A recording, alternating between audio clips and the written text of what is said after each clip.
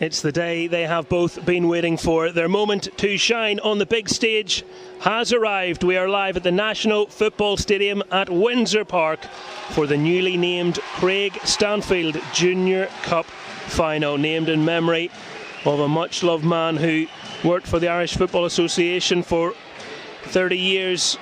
He sadly passed away in February 2020. And this competition will continue with his name to mark his legacy. The sides competing for the honour to have their name etched onto the trophy: Bangor Young Men and Coalisland Athletic.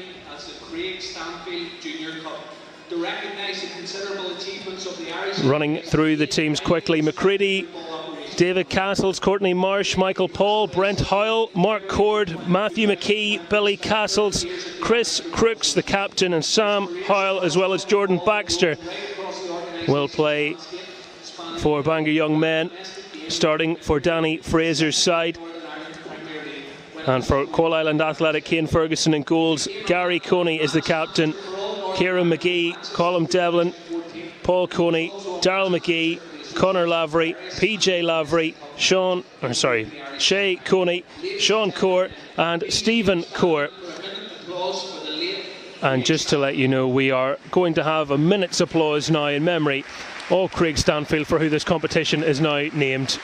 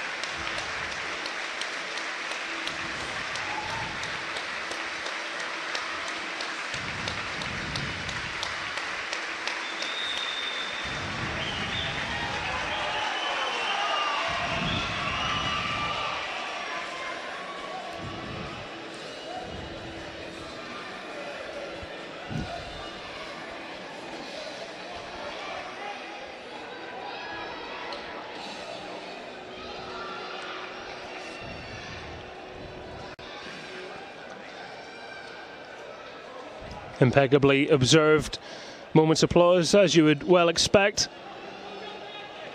Bangor Young Men in the black and white jerseys, and they went out and especially bought their white shorts and white socks to make sure there was no kit clash with their opponents for this one. Coalisland Athletic in the yellow and black. They're in a last-minute huddle, trying to inspire themselves to greatness. Their manager, David McGee, has been talking about just how important this match is for them. His first season in charge, they targeted the cup and they have got to the final. Can they go all the way?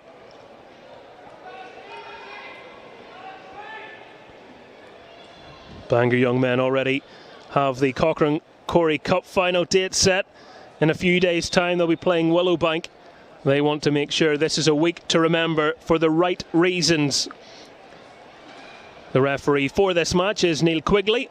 His assistants are Roy Beacom and Aaron Graham. The fourth official is Stuart McClelland.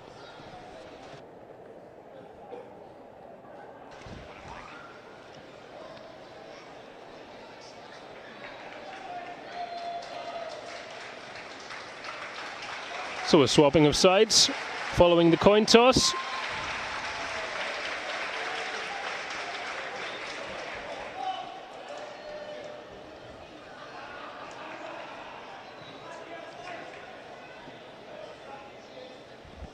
The fans housed underneath us here in healthy numbers, hoping for an exciting day of football, as are we all.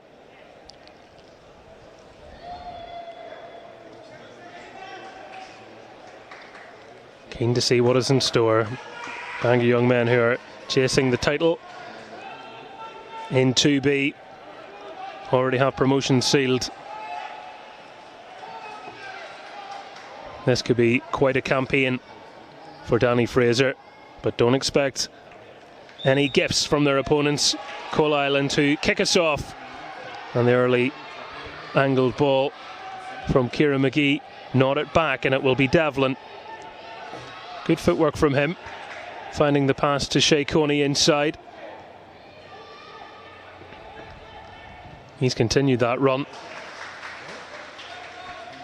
An energetic start from Coalisland.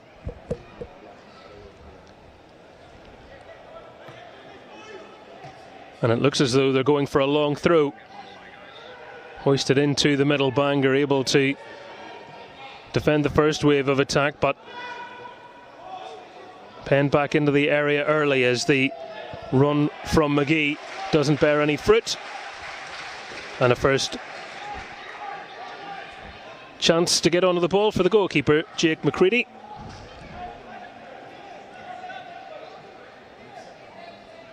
And you can see he doesn't want his team sitting deep for long.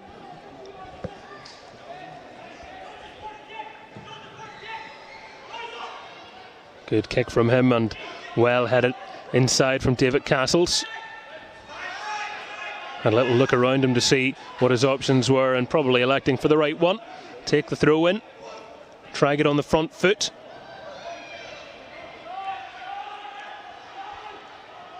Held up by Crooks. Promising move, that's a lovely back heel. And it was a firm challenge. Up you get, says Neil Quigley. His first big decision inside 2 minutes is to wave away penalty protests.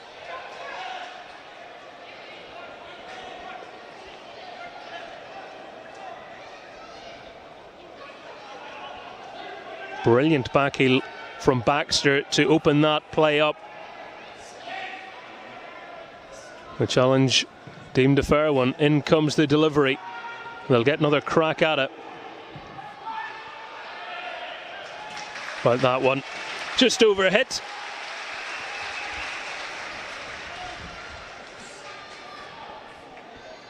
Good start to the final.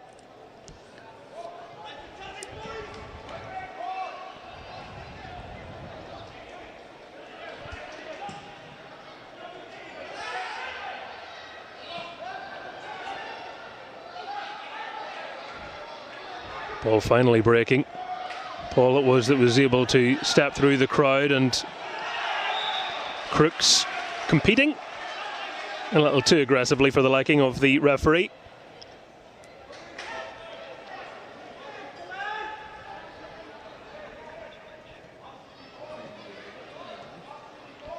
Definitely wanted the ball there, didn't he?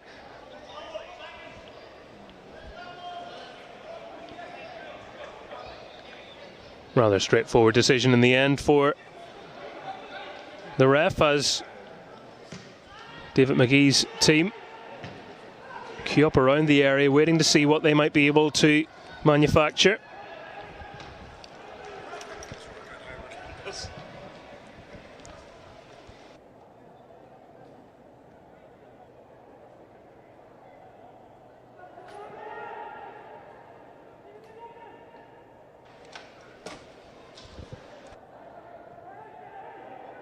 Right.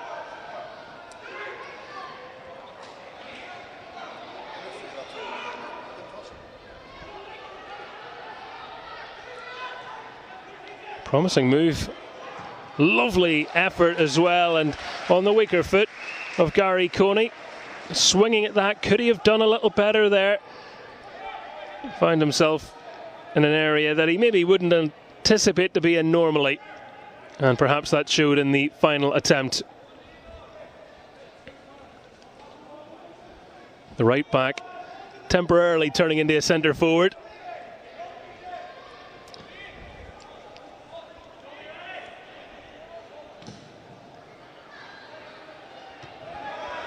Coalisland have a 3-5-2 formation. They have two men making good runs into the box, and it was hooked back in again there. I mean, they are getting forward with some regularity in these opening 5 minutes, and it's Bangor YM that are having to do a lot of the defending.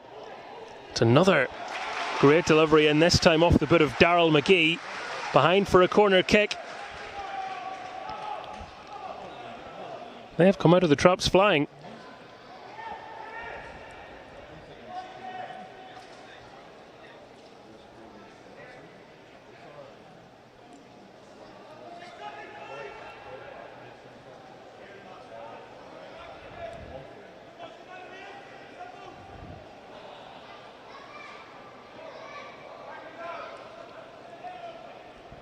Just taking a moment to place the corner kick as they commit quite a few bodies forward. Only 3 left back. It's partially cleared. Over the head of the keeper. And out into touch it goes in the end. Sailing out for the goal kick.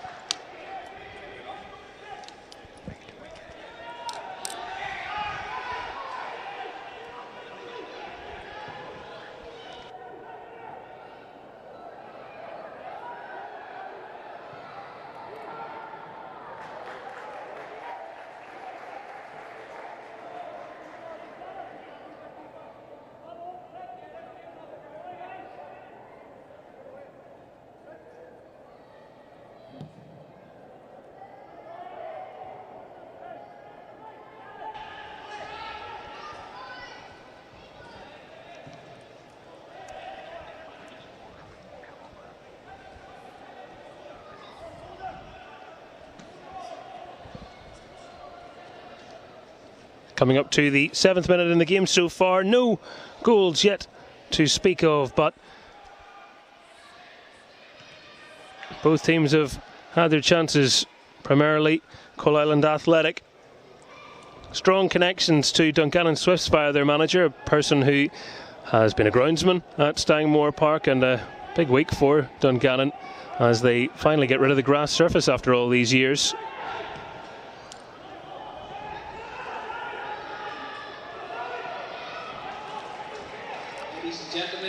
Wonder how groundsmen feel when they make those sorts of advancements. Inside the stadium bowl, smoking is strictly prohibited inside the stadium bowl, please.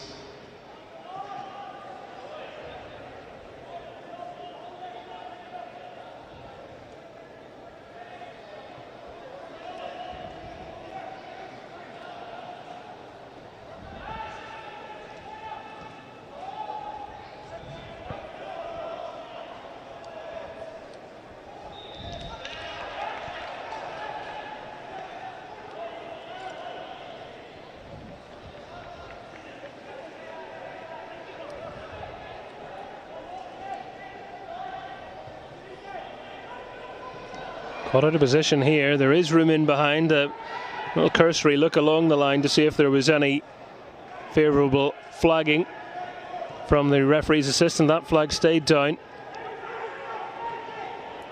Bit of a heavy touch, followed up by a nice one. Mark Cord moving away from the challenge, and certainly Shay Coney was working hard to get the ball. His teammates have helped him do that, and they're going to try and help now find their way through, hurdling the challenge with great honesty. And will it be turned in? It will be. Leathered into the goal. McGee was Johnny on the spot, and after 9 minutes it is Coalisland Athletic who strike first. Well, it was about working hard, wasn't it? The example set by Shay Coney. He made a number of challenges, and eventually they swarmed around their men, got the ball, and had a really good shout, potentially for a penalty. And in choosing to stay up, they were rewarded for doing that. An emphatic finish after an impressive start.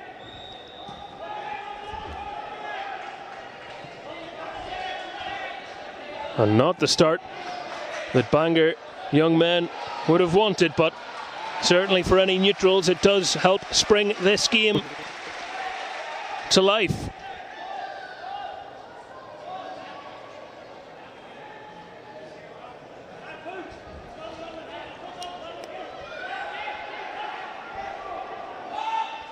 Looking for an immediate way back into the game as the long throw comes.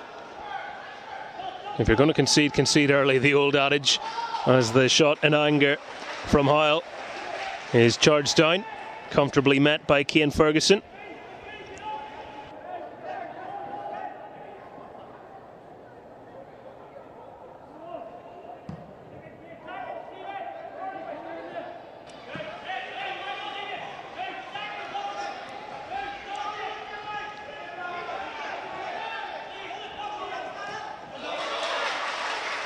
Commitment personified. Matthew McKee that time sliding in fairly.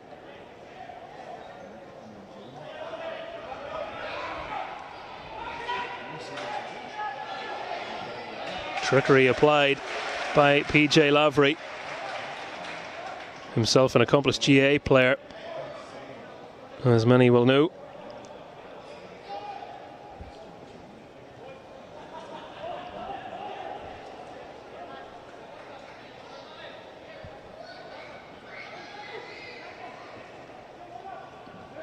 First sign of danger dealt with.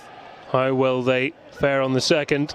Again able to get head on the ball. Hoyle was hoping to slice it through the midfield, but that avenue not available for him. And Coalisland can come again, their goal scorer McGee.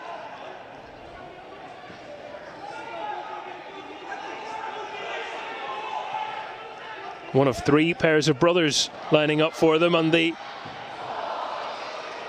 son of the manager. It's one way to impress your dad, is to score for him in a cup final.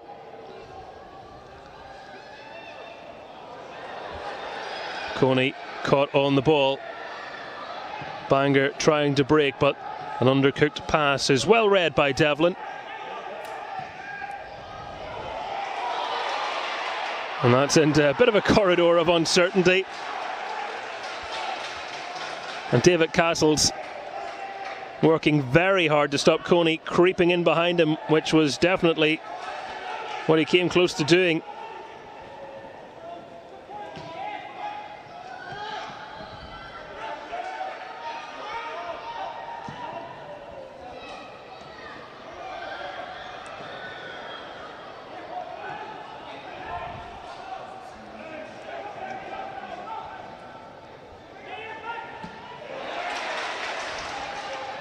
The fans appreciated that one.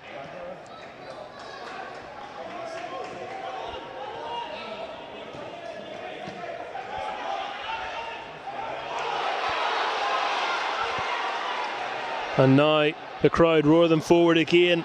The ball breaking to Stephen Core. And the final touch sees it out for a corner.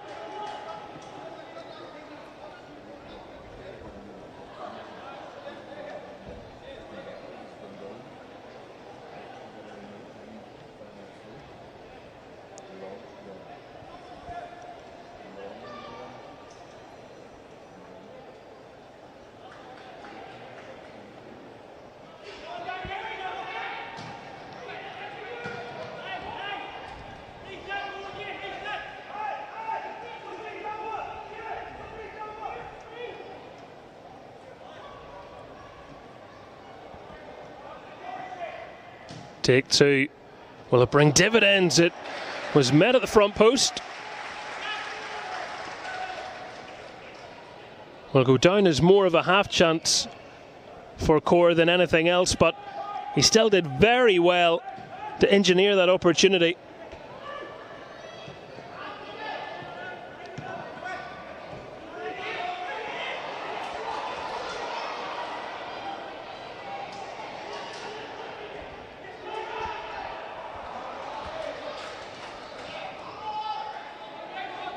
Bangor YM are finding life difficult at the moment, and that has been given as a handball.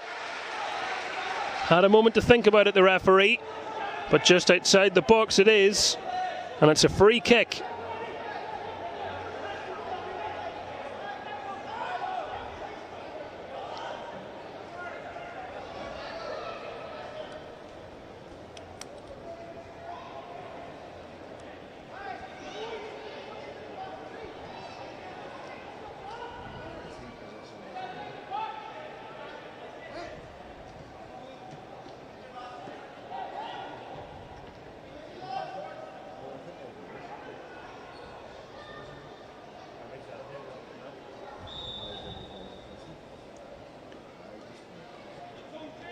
Well, will it be Stephen Core or McGee? McGee's the one signalling.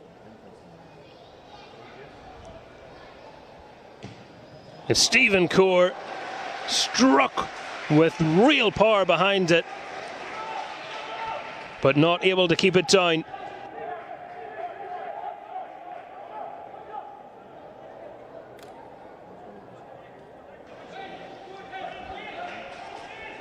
McCready able to watch that one sail over it.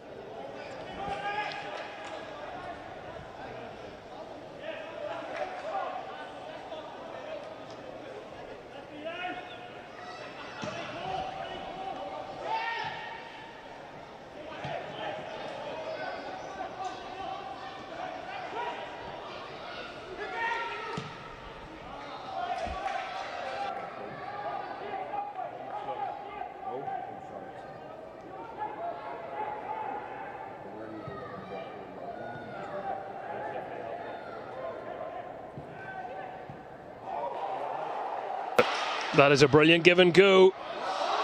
He slipped at the vital moment, but he still picked himself up and got away from the keeper. Bangor YM defending for their lives. And McGee inches it over the crossbar. It has been a relentless 10 minutes or so.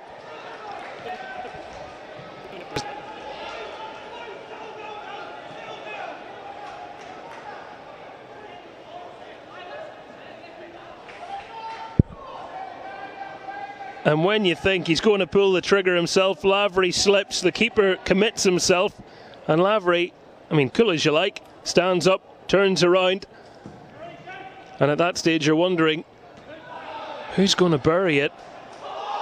And McGee so nearly did, and whilst we're watching the replay, a handball has been given, and Coalisland,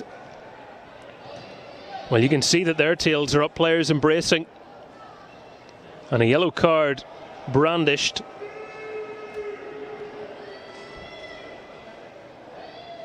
Brent Hoyle, the player to pick it up.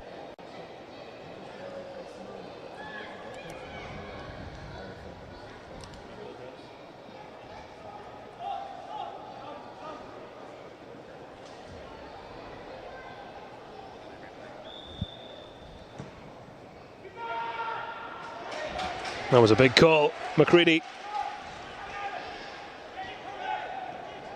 And for all the weathering of the storm that Bangor YM have had to do, it is only 1-0.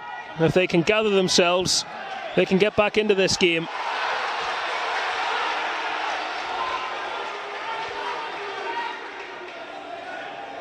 Contrasting emotions as one might expect on the benches.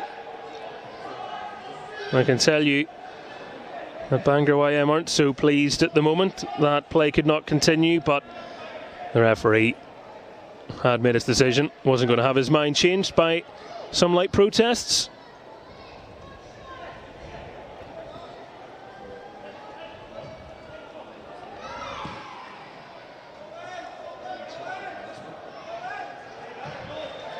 That's what he thought of that. Not necessarily how to win over a referee, but nonetheless, the flick from Crooks not reaching its intended target. Marsh making the strong and committed challenge, and Baxter was competing for the ball. And the free kick has gone against McKee, who you can see he's rather unhappy. And I think he had a case. Wasn't too much in that.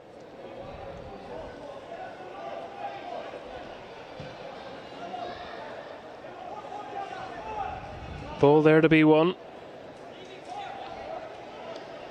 You can make your own mind up. The referee's made his.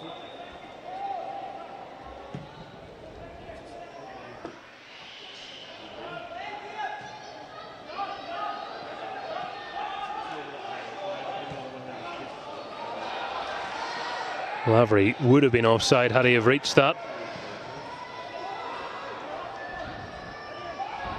The flag had stayed down because you have to wait till he gets closer to the ball to be determined to be active.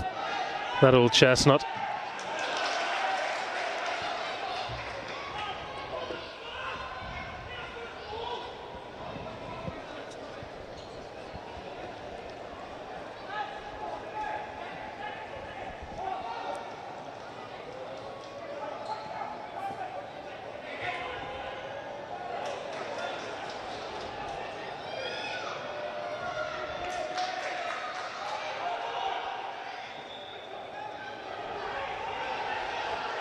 don't think the assistant official was 100% certain who the last touch came off. A little look between the two men in blue.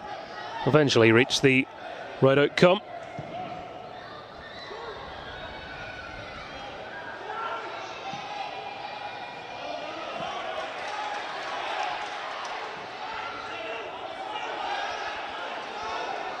Hoyle, that's a lovely ball. And unfortunate that they couldn't get a better header across goal there. A much more encouraging move for the side who trail.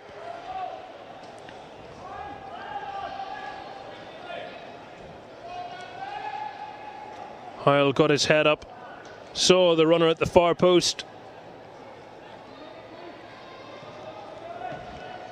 And Cian Ferguson happy that he didn't need to be involved there until it came to the goal kick.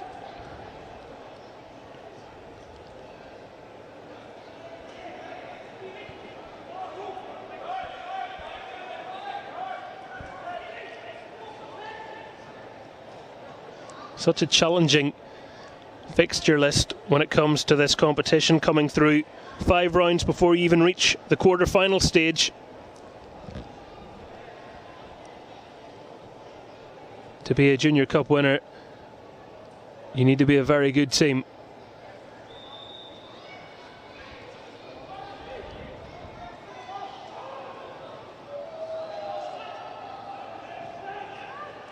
They've come this far, and you can see from the endeavour involved, they have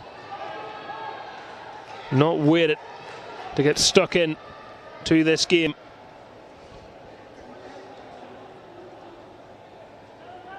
Fraser had said that in his years involved with Bangor YM that he's never come up against Coalisland before. He wasn't sure necessarily how to scout them. He nearly found his team trailing by 2 to them.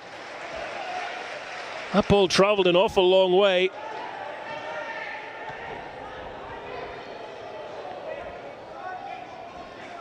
And McGee is causing so many problems with that late run into the box. Just couldn't get over his volley there.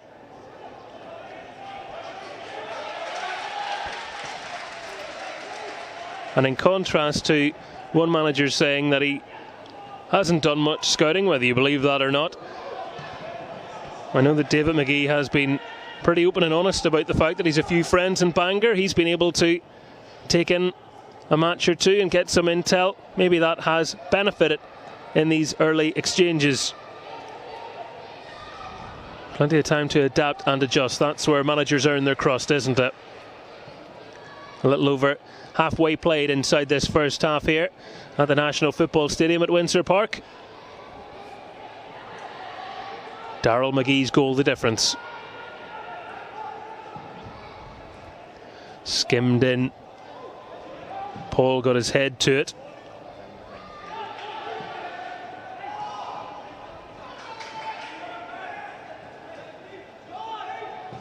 McGee. PJ Lavery. A little bit of room opening up here, and that's what Hoyle is running into. Did well to bend it round the men. Nice bit of composure by Cord, and he's caressed that brilliantly into the path of David Castles. He was a little isolated out there, and the two men in the end forced to play it out through the industry of the fullback.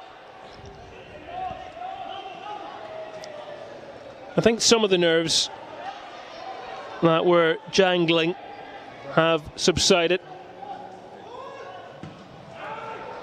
for Fraser's team. Understandably, when you go a goal behind early in a final, that can happen to you.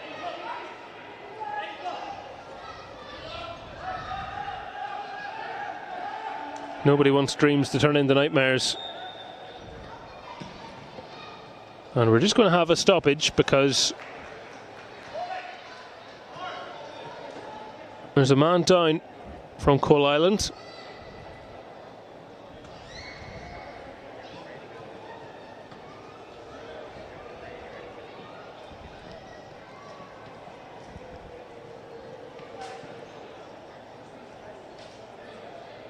Don't think it's going to require a further look.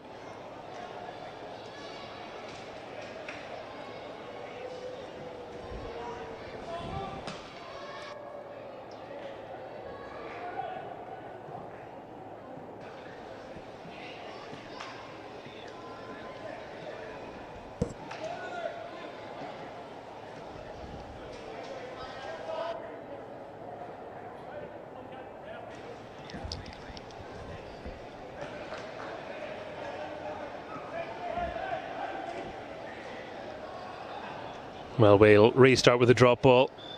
All players okay to continue. It was Darryl McGee that just taken a bit of a bump.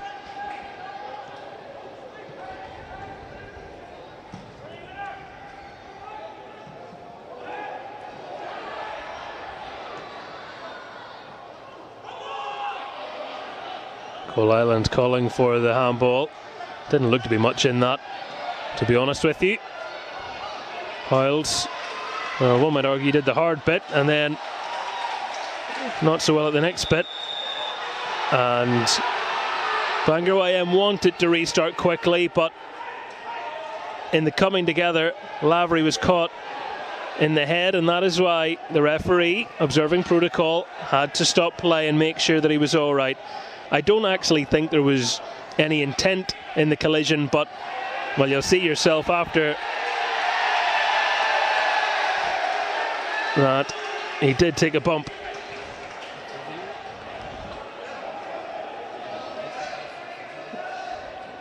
And you could be forgiven for thinking, watching this as you look across to a big empty stand, that this isn't a well-attended event. There's a lot of people underneath us and they are living every moment and getting rather animated as this becomes a bit more spicy as proceedings go on. Adds to the spectacle if we can keep it to the right level. It's competitive football. What else would you expect?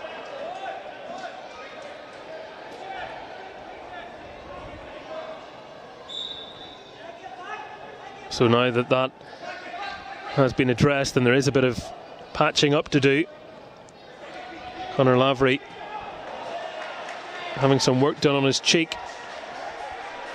But Bangor couldn't capitalise against 10 men there.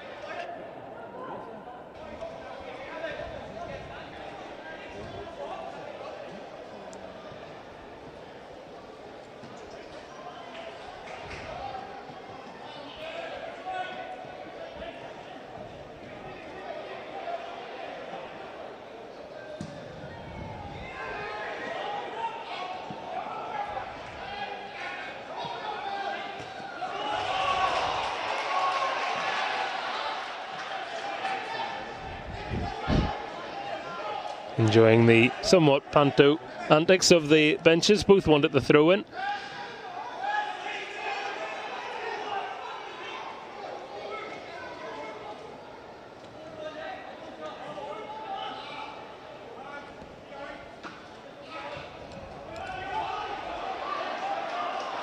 Well, they were looking across the line and the flag has come up in their favour.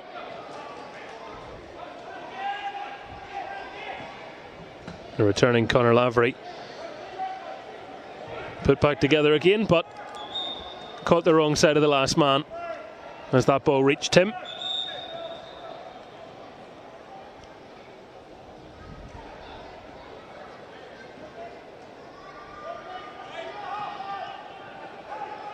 As we edge towards the half-hour mark, Bangor Young Men 0, Coalisland Athletic 1. Oh, Hoyle, that was a chance for him. He's had another one. And what a great instinctive save that was from Kane Ferguson. Hoyle makes a bit of a hash of the first attempt, but he packs a punch with the second. And Ferguson sees it late through the bodies, and it's just a big paw in the way. Fantastic reaction save from Ferguson to stop that being a leveller.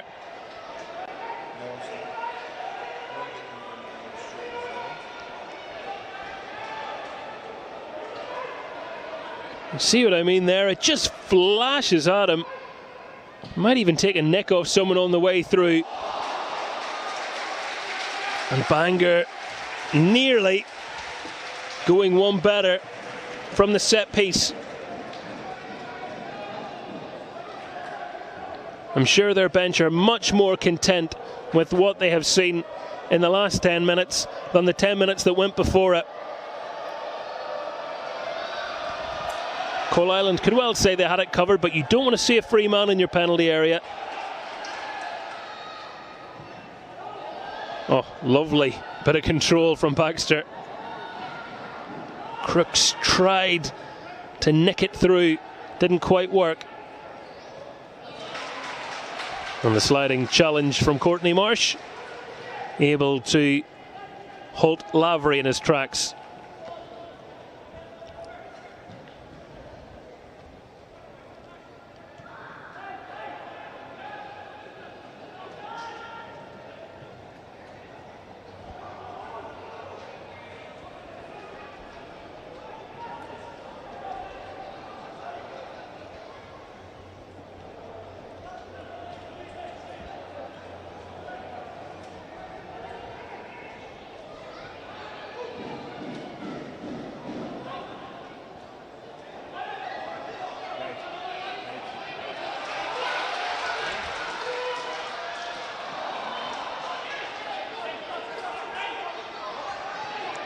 Fascinating battle in the midfield, isn't it?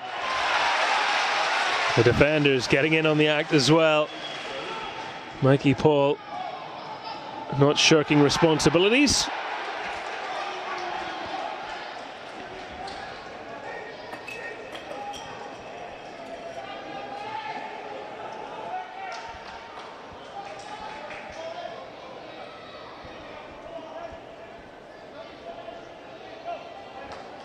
We talk about these sort of occasions being family affairs. There are relations on the pitch from both teams. You've got the Castles brothers for Bangor IM and Sam and Brent Howell, of course, too.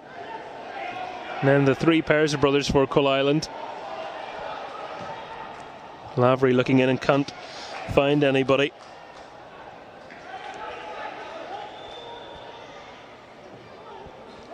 Darren and Kieran McGee.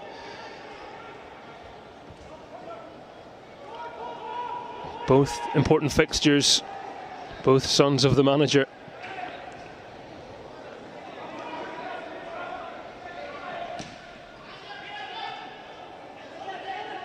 And both there a merit, it should be pointed out.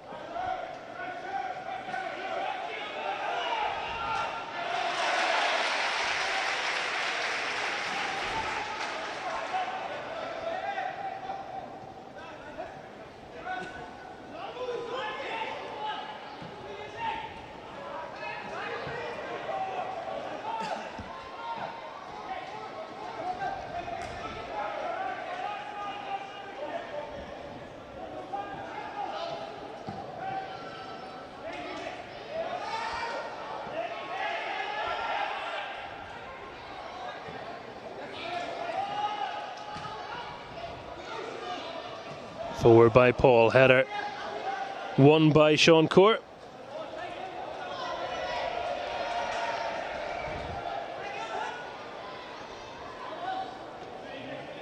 Some of the supporters enjoying the attempted keepy-uppies there. I'll add no further comment.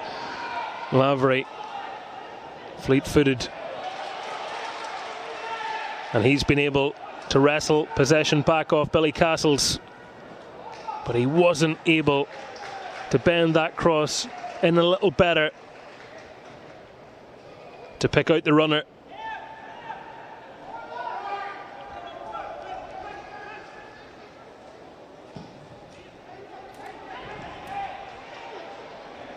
Big gap in the middle of the field there. It just seems to be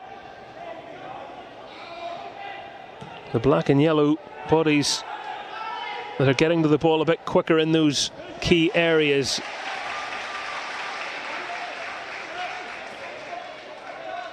As time goes on, fitness will definitely play a factor in it. Such a big, expansive pitch, it can suck the energy out of teams too. Good run in behind, coming together, and a goal kick. Well, the low five, if you like, between the two players shows there was nothing untoward in that. As much as some fans are desperate to see a penalty, any sort of opportunity for their team to get the equaliser. Baxter was just seen off the ball there by his marker. Would have been very harsh had the referee put his whistle to his mouth there. No protest on the pitch often tells you the story. Baxter, brilliant little flick there, nearly working its way to Mark Cord. He knew that that touch was coming, but as did Coalisland's defence.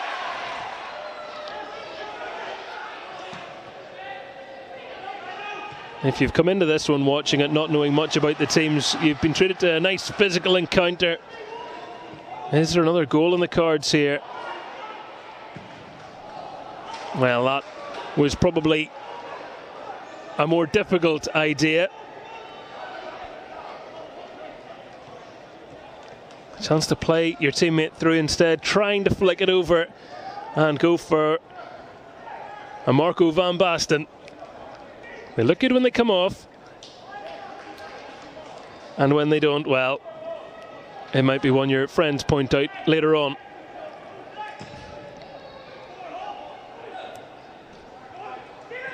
If he scores that, even the subs are off on a victory lap. Ooh. Now, there was a foul initially which has gone correctly in favour of Bangor young men, but the follow-up challenge, I have to say, from Chris Crooks here, I don't think is very clever, and he's perhaps a little lucky that he just was given a warning from the referee.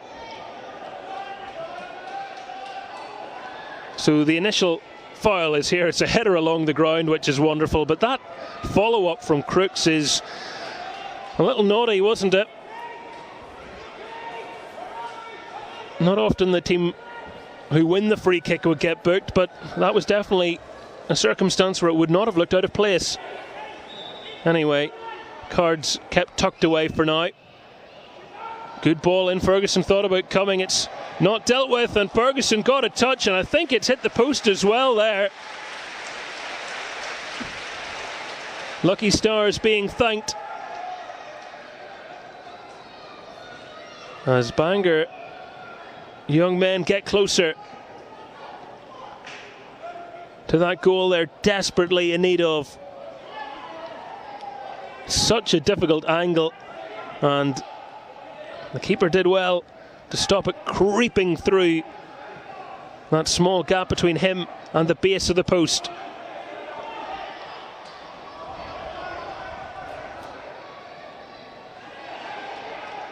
It's broken for Kieran McGee. Ooh, and Shea Coney, well, he wants to volley it, but in the end it's almost a reckless look to it himself, and I'm not too sure that he's come off the best from it either. He was committed to trying to score, but the physio will be on to give him the once over here. Kieran McGee with the pass, and Coney doing himself a mischief.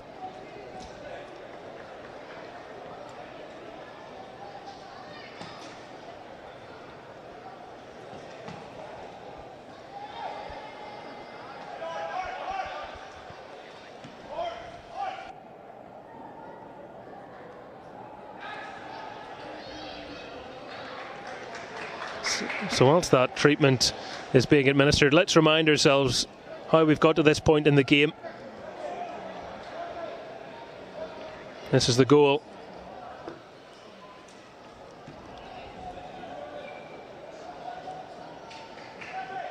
They worked hard to win the ball on that far side. Great surge into the box. Lavery kept himself up, and look at that. Thundering it in, and nobody was keeping that out. Well, the applause is for Shea Coney, because unfortunately for him, his afternoon is over. He hasn't been able to recover from that coming together. And Aaron Kerr will be the player coming on in his place.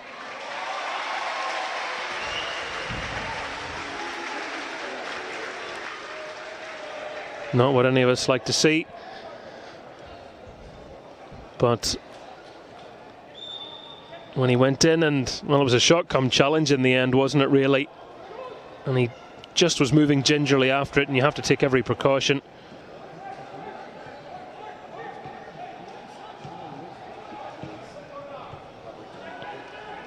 David McGee forced to dip to the bench.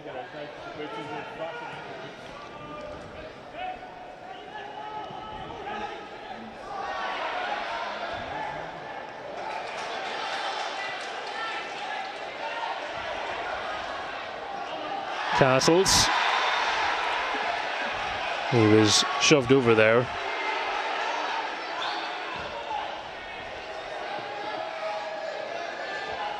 No more of that. Conor Lavery is told as Bangor YM maybe try and steal a yard or two on this free kick. Is there a goal before the break for them? It will be sent in by Mark Cord. One player towards the halfway line, everybody else in and around the penalty area.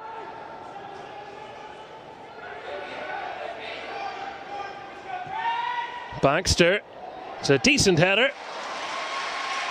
Michael Paul guiding it goalwards and Ferguson comfortably catching. Oh, it's a nice little touch as Coalisland are threatening a counter-attack here. We'll bring you that replay in a moment, because it was just for a moment looking like Coalisland could have got through.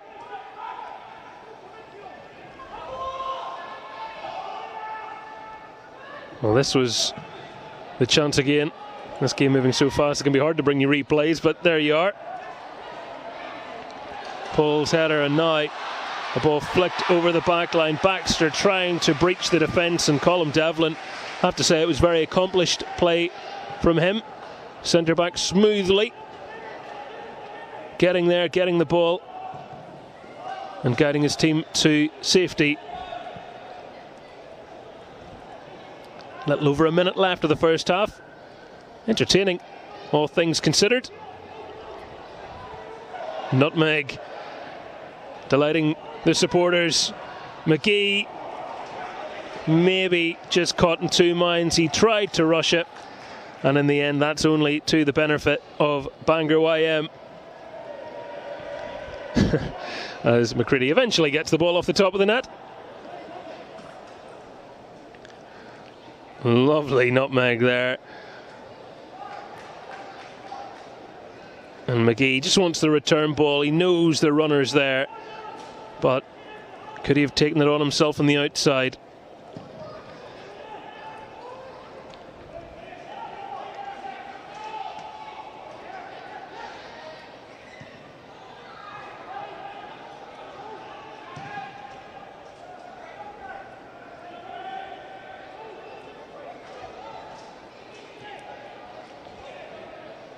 It has been a much more even match as time has gone on.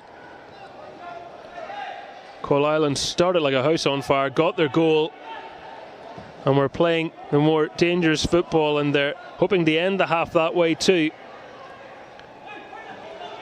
The fourth official has indicated a minimum of 3 minutes at a time. That's 3 minutes. Stadium announcer, quick off the mark, 3 minutes as the board from the fourth official was shown to us there. PJ Lavery just drifts along the pitch, doesn't he? Now popping in off the left. He wanted a handball there. It did appear to hit a hand. Referee said nothing wrong with that, but he did see something wrong there. And Coalisland Athletic have the free kick. Well, it was a little bit reminiscent of playground football, wasn't it, where everyone just converges on the ball and swings a boot and hopes for the best. And in amongst the ruck of bodies, an offence found from the official.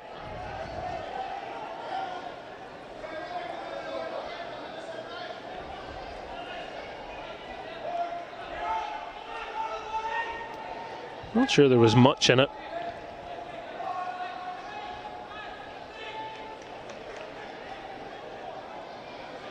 Bangor YM might have something to say if this is to find the net.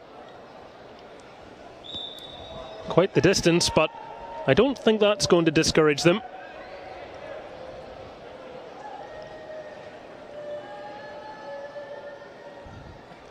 It's going to be PJ Lavery. He's gone low. Spilled by the keeper. And it was already over the line before the rebound was struck. And that's why the corner has been awarded. McCready just about getting there. It nearly crept in past him. Maybe the bounce just put a bit of extra zip. It was raining earlier on and it can skid up off the surface, causing all sorts of trouble for keepers. And we'll give him credit because he makes the save.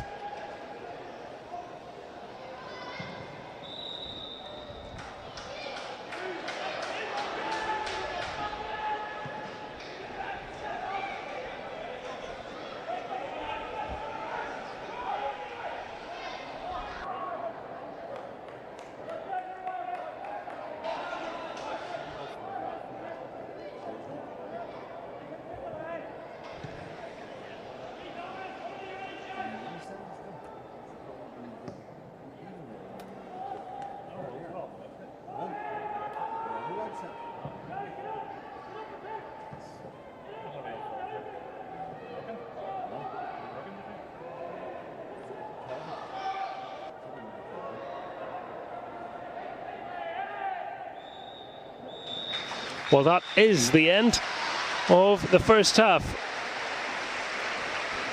The 3 minutes of additional time played.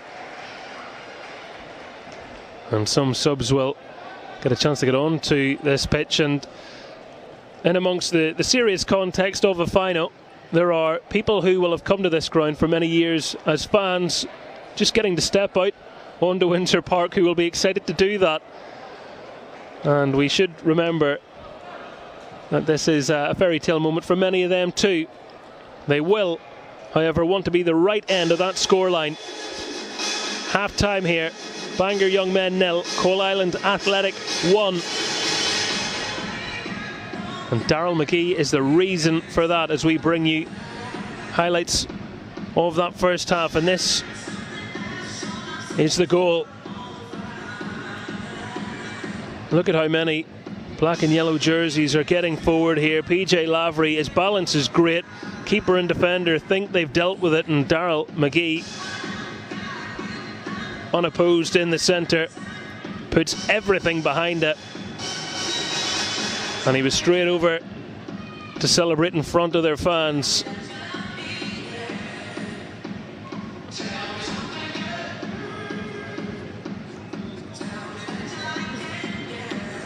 And they were trying to make it 2 again. The little pass through beat the offside trap. Lavery beat his own initial slip to get up and get round the keeper. And they queued up, hoping to do something. And it ended up being hands on the head of McGee, who wasn't far off finding his second. Hoyle nearly brought them back into it, however. Bangor YM stinging the right hand of Ferguson there. And as time went on, more chances started to come their way as perhaps a bit of confidence grew. The ball breaking kindly, and a sense of opportunism there as a boot was swung at it, and Ferguson relieved to find that it didn't find its way past him at his near post. And speaking of which, McCready having a similar feeling there, just getting across, getting the touch and able to make sure it wasn't turned in. after PJ Lavery's low free kick skidded up off the turf here at the National Football Stadium at Windsor Park. It's been a very good first half so far. We hope you'll be back to join us for the second, which will be in no time. The score at the break: Bangor Young Men 0, Coalisland Athletic 1.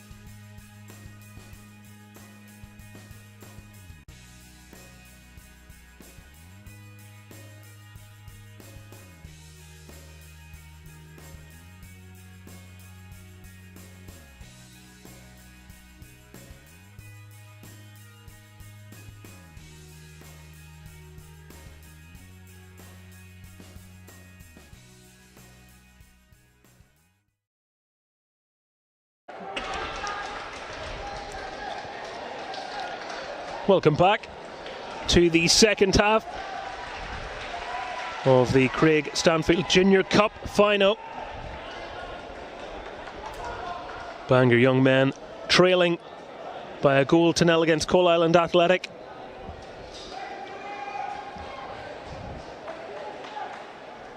And it will be Bangor young men to kick off after a quick check of the watch from the referee, Neil Quigley. We are back underway.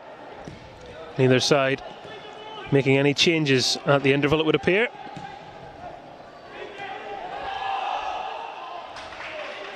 Ball appeared to pop up there and hit Crooks on the arm, but no handball given.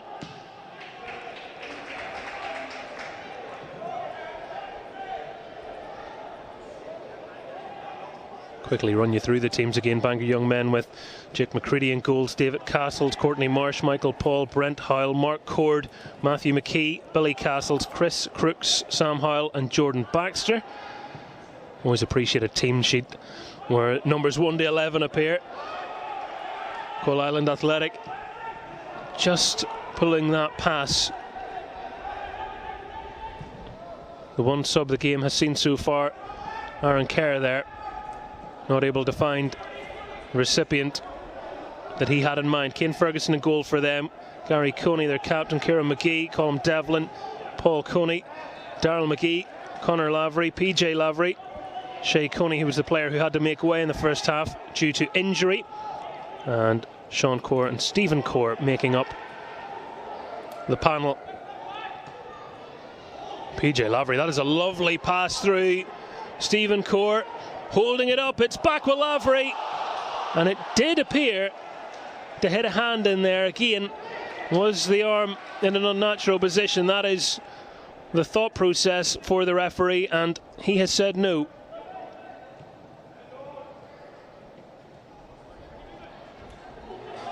Stephen Corr couldn't get through there. Bangor YM trying to create a moment of brilliance. It's over the head of Baxter, and it's belted away by Sean Corr.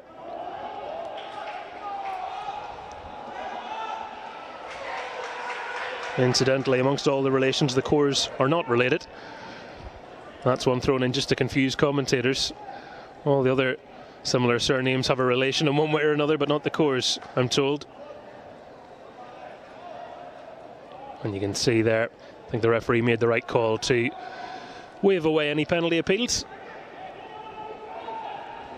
There was a spell in that first half where Coalisland Athletic threatened to run away with this game. Bangor YM have had to dig in very deep.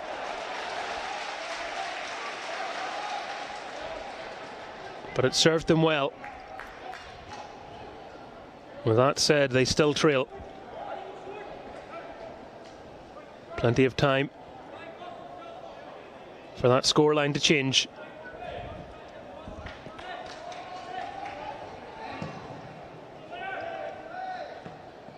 It's not as though Bangor YM have been short of goals coming through this in their first round.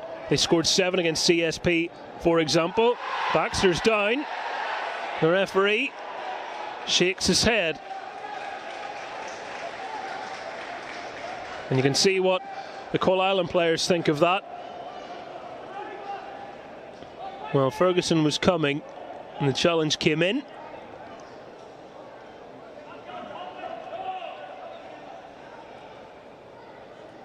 Not for the first time the referee has had people asking for a penalty. Yet to give one in this game, you almost think the odds are high we'll see one eventually for the amount of different shouts we've had at this stage.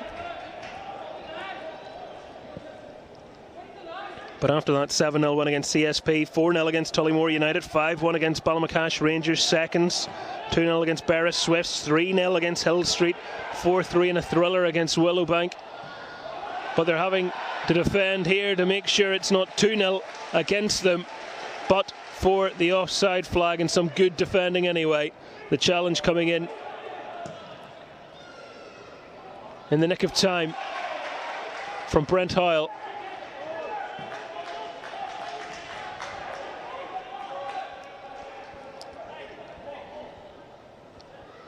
Coalisland's route. Started with a 2-2 draw against Aquinas, a match that went to penalties, and they were able to win 4-3 in the end. After that, it was victories over Richhill Reserves, Heights, East Belfast, NFC Kesh, Tumry Athletic, and Strathroy Harps. Strathroy Harps, who have very good form in this competition as well, having won it on a couple of occasions in the last decade.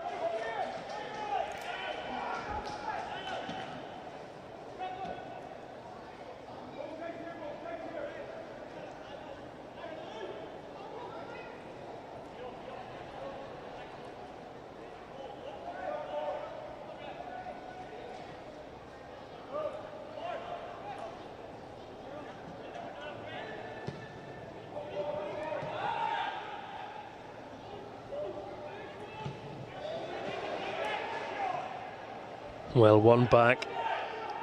The pass from Kieran McGee initially, and now it's Daryl McGee surging forward to try and keep it alive. They've been able to keep it in on that touchline. Lavery with the turn, and PJ Lavery behind the defence, over the keeper. It is a moment of real quality, a touch of genius. Marvellous finish, and Lavery lifts it over McCready as Coalisland Athletic increase their chances of lifting this cup.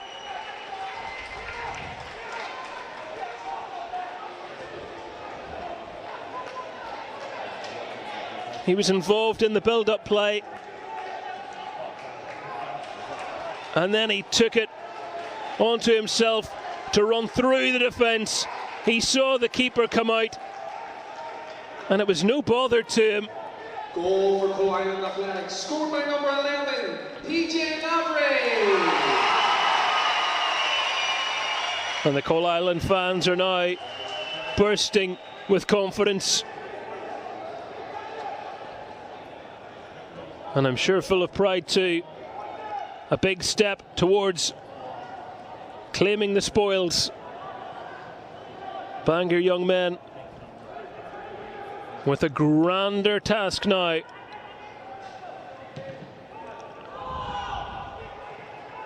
Nothing's impossible.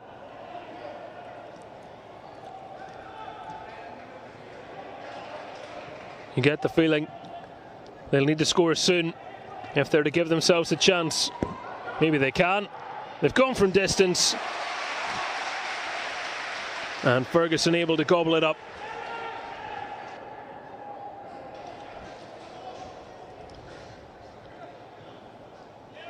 Some start to the second half. You might say it's a little speculative from there, but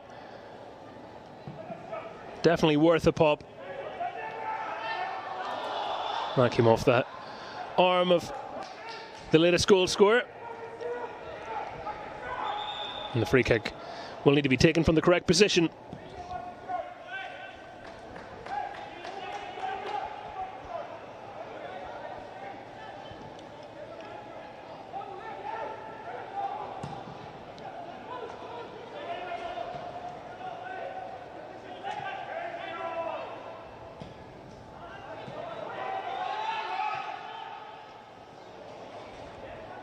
Slowed it down, but didn't stop it getting to Baxter. Then it came. Crooks was lurking.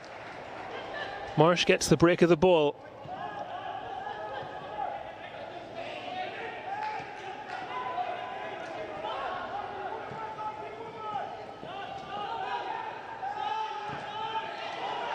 Well, you can't question the character, can you?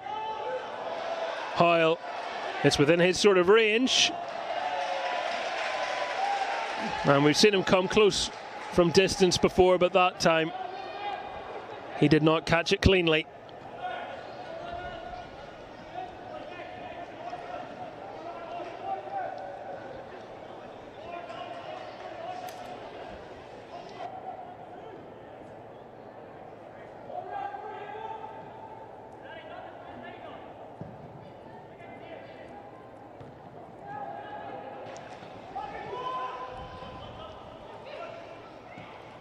Crooks got the better of his man. In it comes. Hyle got a touch on it. Coalisland, well, just trying to counter, and I think the energy of the run up the pitch there just was a bit too much for Gary Coney.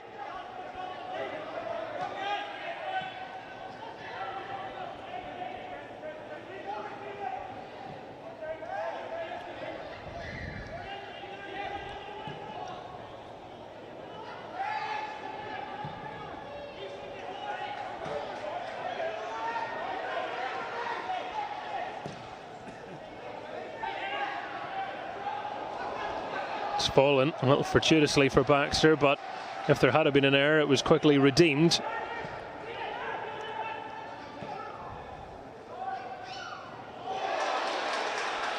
Strong but fair from David Castles. Baxter, it was hanging for him. It was hard to generate the power required. It was one for the neck muscles. He was able to send it towards goal, but that was as much as he could muster.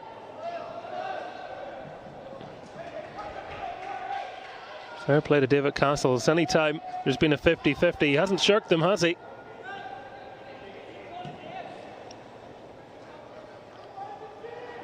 In some ways, part of the appeal of the Junior Cup too is that, you know, we talk about sometimes on the pitch people are less vocal. We haven't seen that today. There's been lots of instruction, lots of talking, and some say football's lost its physicality. Well, we've seen lots of that as well.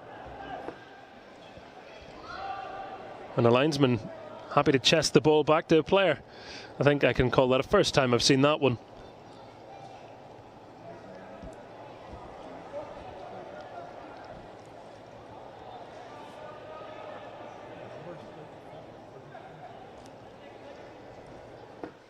Just on the right of your picture there, you might actually see a couple of young ball boys rolling around there, obviously enjoying their day too.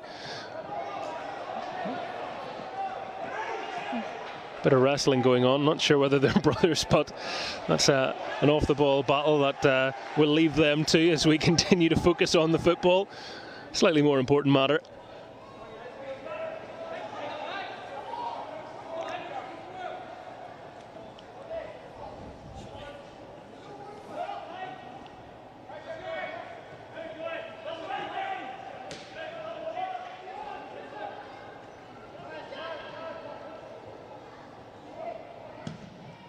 Brentile back to his keeper, brought under control by Billy Castles. He had that chance towards the end of the first half. It was saved by Ferguson.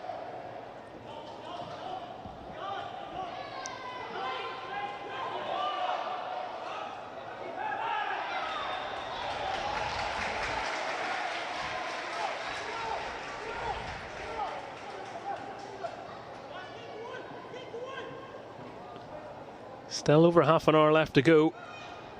I'm sure they won't be, but Coalisland Athletic can't rest on their laurels yet.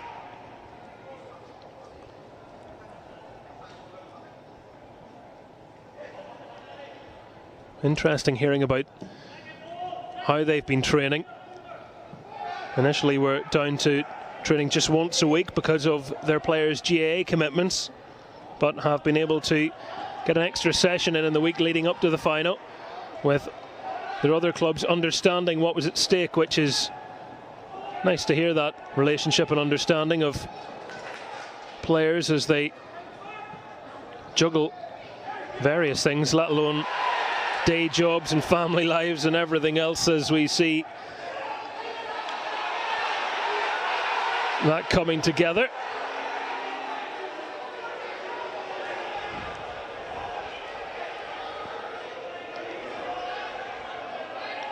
We'll get a chance and look at that again.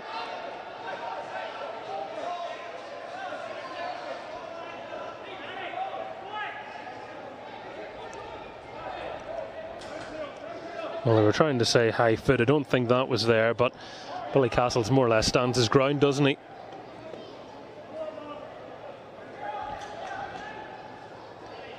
Free kick given to them. Some of the emotion of the day. Just water off a duck's back for the referee.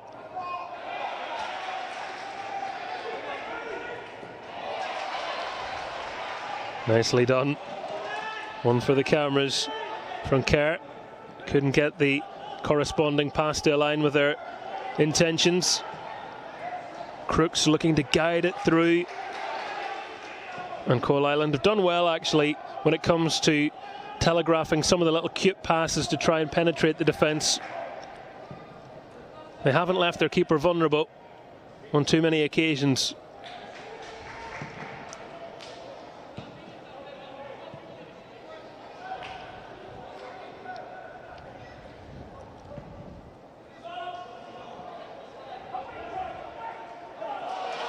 Robbed of the ball there, Billy Castles. And they're taking turns to take it off one another. This tussle is fascinating.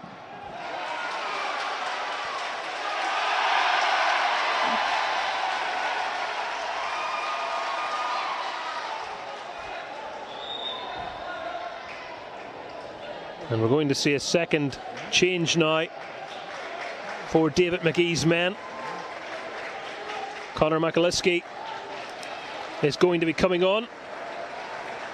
And it's Stephen Core who heads off to applause from their fans and an embrace from the manager and his assistant as he cups his ears and encourages the supporters to make a bit more noise. So many shy and retiring figures here today.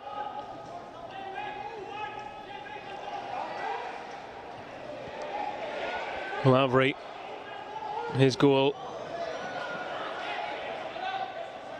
has given them some comfort here, a bit of a buffer from any potential fight back that might come.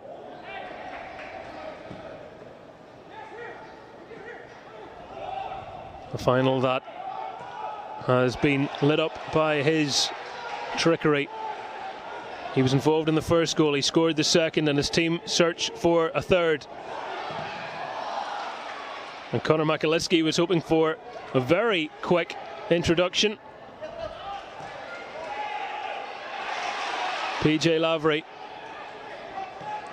continued his run and he was stepped across there. That was obstruction, but it's one that's gone undetected.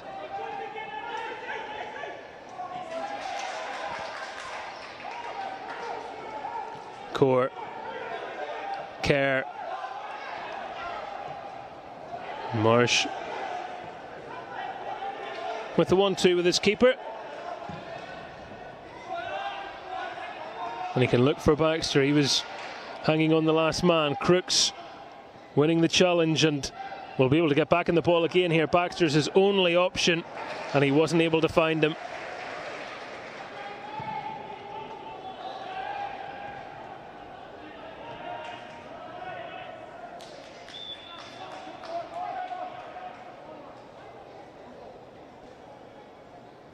Danny Fraser hasn't plumped for a substitution yet.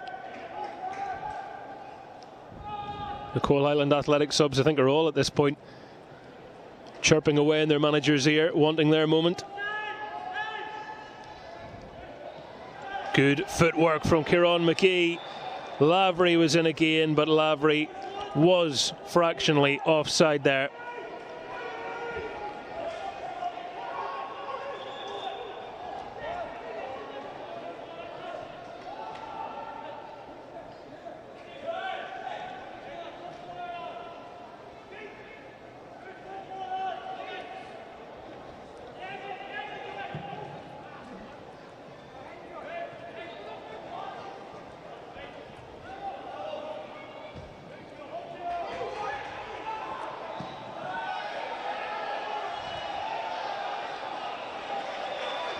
We all knew that flag was coming.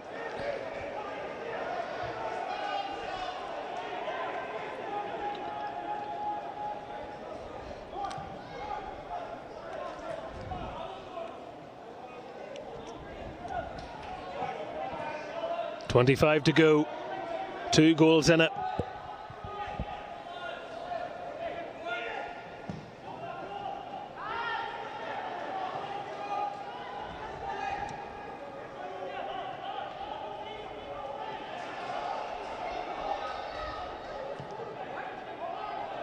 Composed from Cord. Crooks just wants any kind of angle there.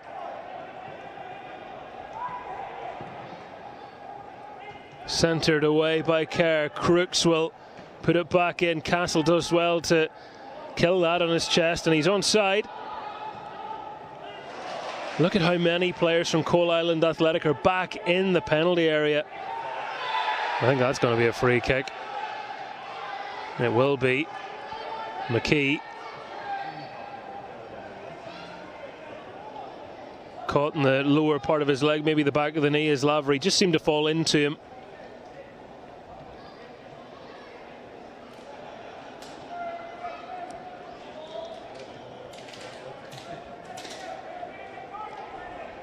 Well, there will be a change in a moment from Bangor. I think they're going to wait, the young men, until they get the free kick out of the way, but Jordan McBride is limbering up,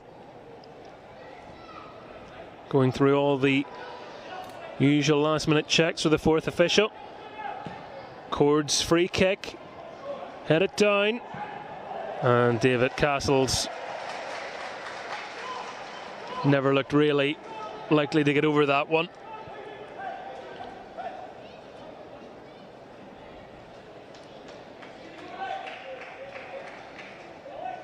Jordan Baxter will be the player to make way.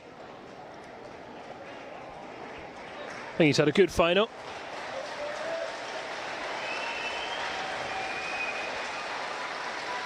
But after 66 minutes and no goals so far, it's time to try something different. So one Jordan for another. McBride for Baxter.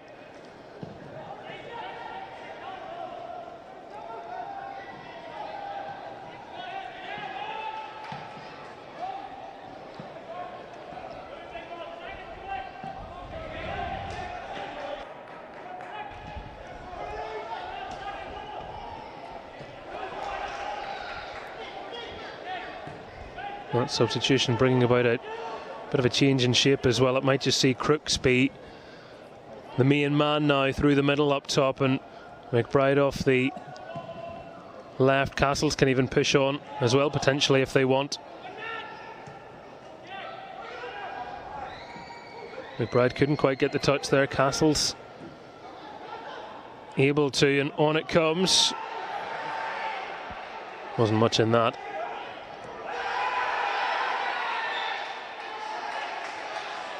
And the challenge from Gary Coney has been penalised.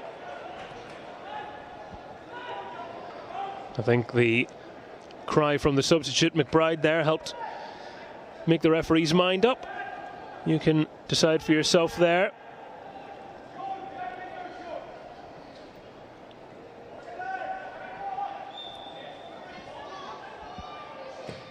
Again, it's Cord.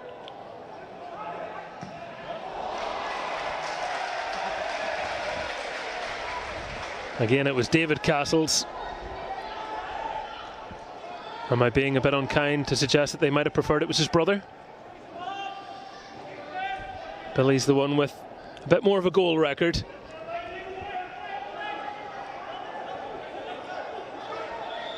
I'd back David on the slide tackles and Billy on the volleys. How about you?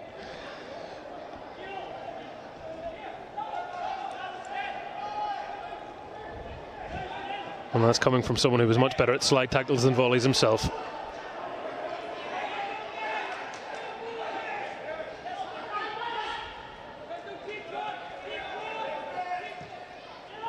Cries of keep going from the bench.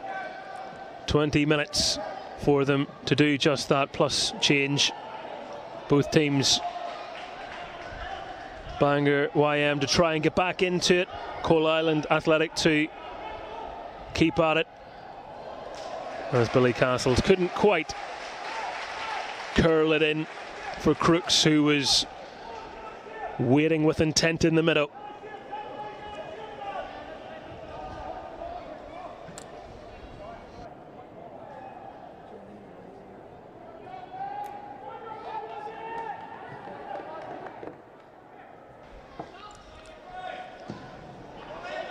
Difficult one for forwards if you're not quite getting the service.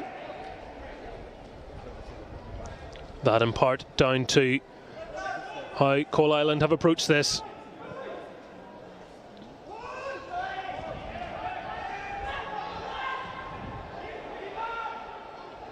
Keeper able to watch that one all the way. I'm told among those supporting Coalisland in the stadium today, Rodney McArea's father Joe,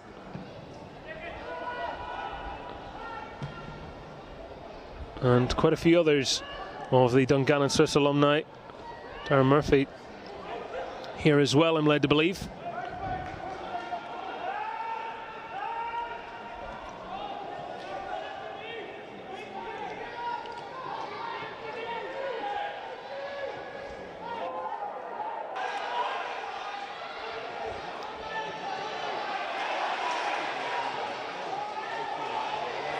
Counters on here. A chance to put the icing on the cake. Conor McAliskey sees his name in lights. He's felt the contact. He's gone to ground. And it's a penalty.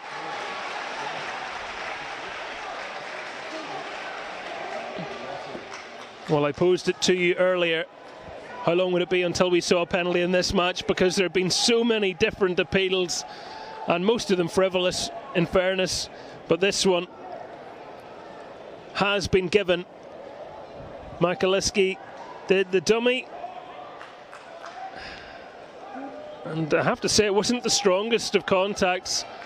The referee closer positioned than us, but there didn't look to be much in that.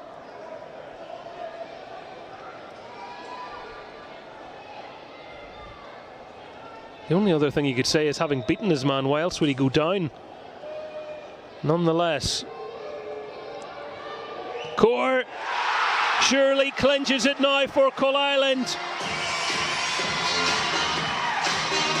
I'm not so sure about the celebration, but it's a well-struck penalty. Scored by number 17. Nerves of steel. Sent the keeper the wrong way. And Core surely now clinches it for Coalisland.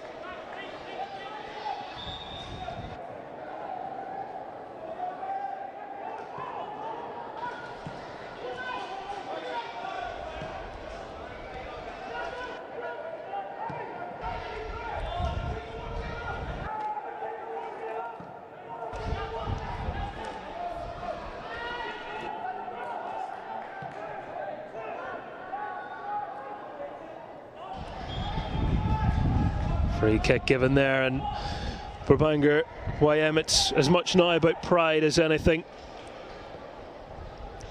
Searching for that consolation goal at the very least. And I mentioned some of the Irish League greats that are supporting Coalisland. I'm informed that Bangor Football Club have sent their support, as have other teams from the Bangor area, which is always a great gesture. Football teams in close proximity don't always favour one another, but on days like this they can lend their support. But it would appear that this afternoon, May Day's a good day to be a Coalisland fan, and for Bangor YM it's one match too far in this year's competition, unless they pull off one of the most famous comebacks in Junior Cup history.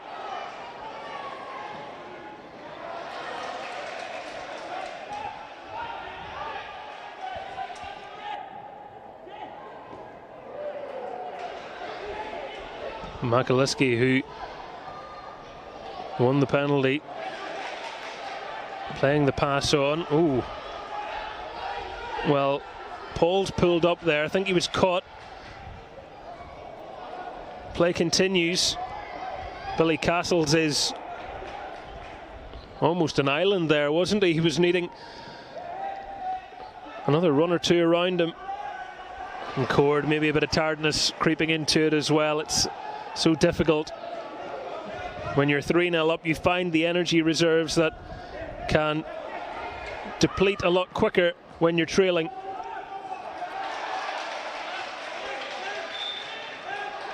Now, I'm not so sure about any of this. And the fourth official will come over to keep a little eye on things.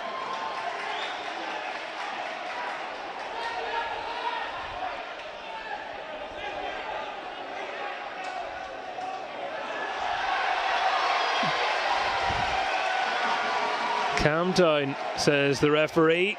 He pushed me first. I mean, it's all a little silly. No cards. Well, we can see this again, and it's not been this type of day. I don't know whether a comment was made, but Courtney Marsh was having none of it. And he was just informed that he's not going to get away with pushing anybody. And that's the polite paraphrasal of what went down. We'll have a free kick and we'll calm down.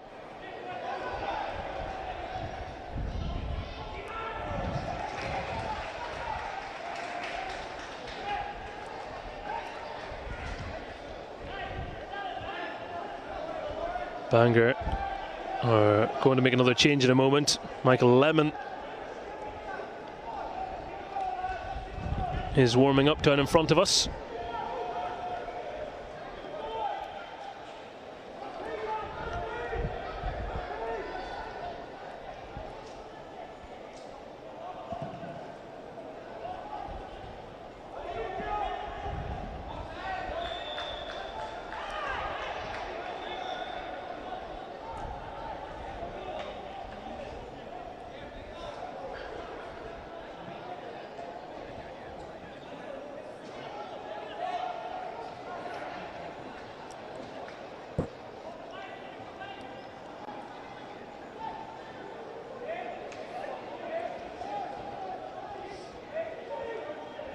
Taking their time over this free kick, and they might be asked to wait a minute longer as the referee has his attention drawn to that change, which will now be made. Substitution for Bangor young men going off number 7, Matthew McKee. Matthew McKee heads off, and Michael Lemon is sent on with a little over 12 minutes to go.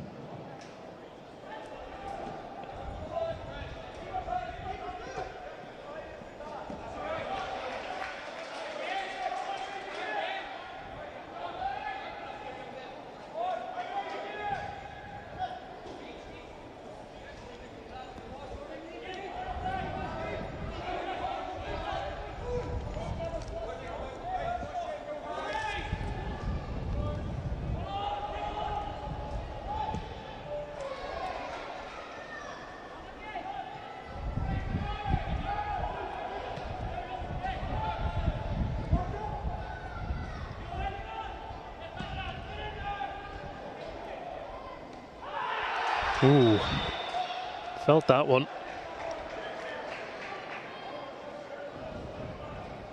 Well, David Castles gets encouraged by Paul for that tackle, but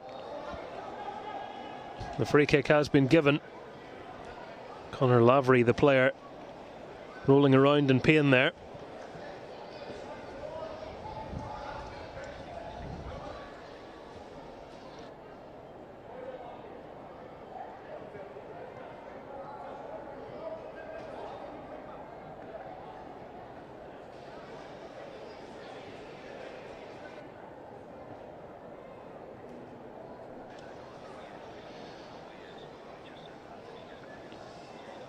Yellow card to David Castles.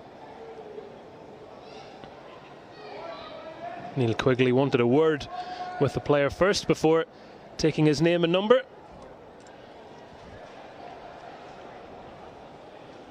I'm sure as much to try and encourage everyone to finish the game with a full complement of players. It hasn't been bad-tempered for the most part, bar a brief shove or two.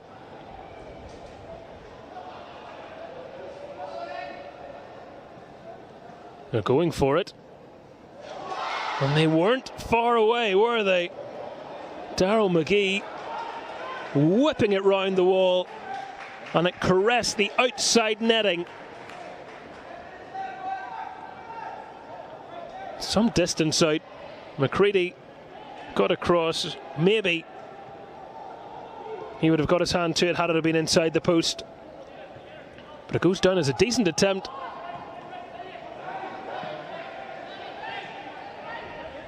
Coney. Marsh couldn't get it under control. That challenge was firm. Marsh and Coney competing. PJ Lavery still has plenty of running in him, doesn't he?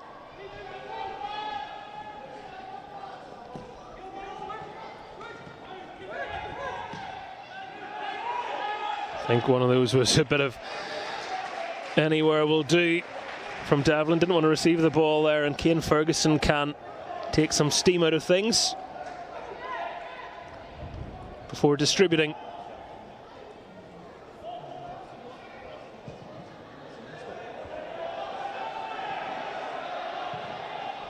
Oh, that's a fantastic ball.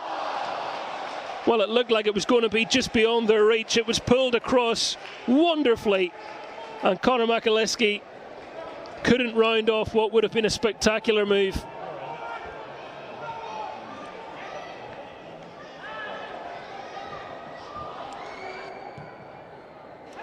McAleski, right of goal, going for power. Just about able to bring you that. It's fast and furious.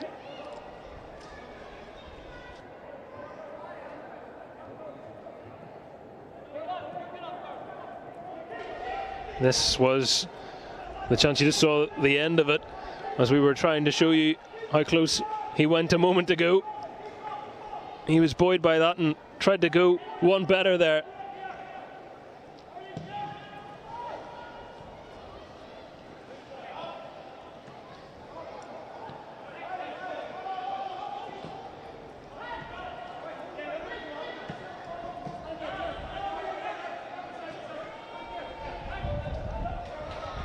Lovely little touch, and how well weighted was that pass by Kieran McGee. McAleski. McGee.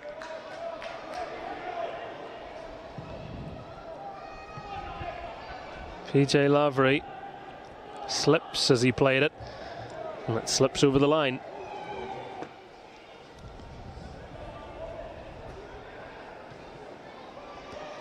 Seven to go at the National Football Stadium at Windsor Park. The destination of the trophy looks to be decided at this stage. 3 goals between the sides.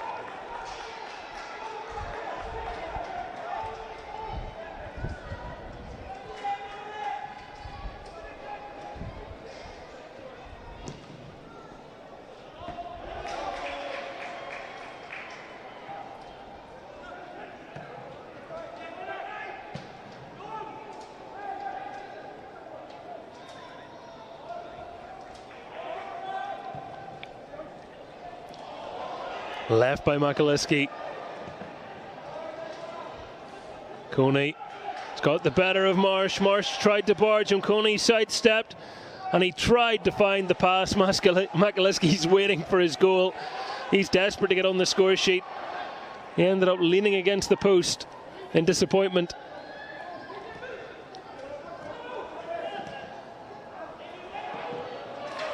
Cleanly won by Lemon. Castles is herring up through the middle. They decided not to play that first time ball. He would have been the only player from his team up there, with 4 surrounding him from the opponents.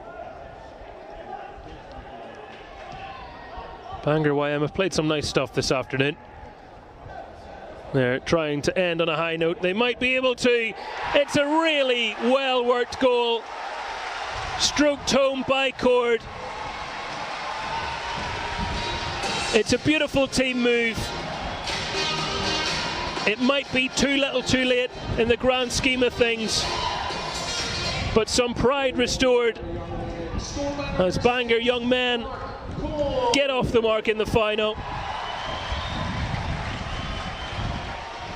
Coalisland carved open. The cutback was sent past the despairing Ferguson. It is a really good finish from the midfielder. PJ Lavery. Oh, he's away. What a run. Oh, what a goal. My word. It was as if he took Bangor YM scoring personally.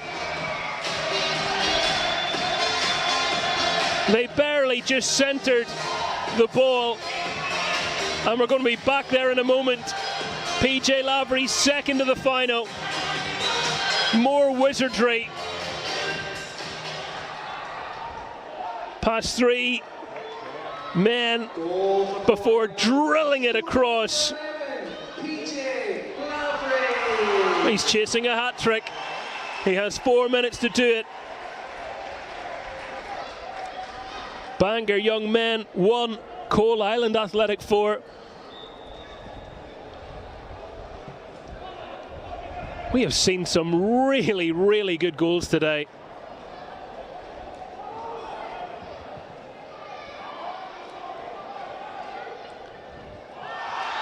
Not the best of challenges, that.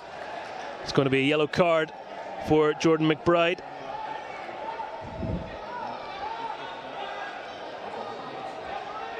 And Coalisland are going to make a change, but first we can see that challenge again. No disputing the booking. Shay Rankin is the player who will come on, and Connor Lavery will take the applause as he jogs off the pitch. A job well done.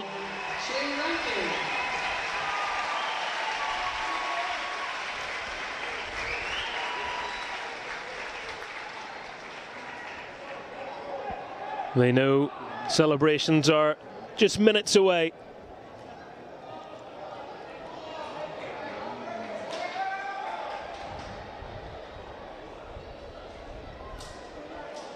They're setting up a wall for this, and if you're to believe some of the body language, it was as if they were contemplating a shot.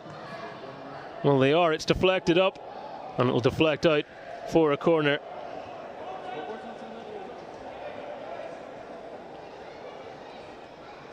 It's been the type of game where you just wouldn't rule out a goal as ridiculous as being scored from 40 yards, would you, frankly?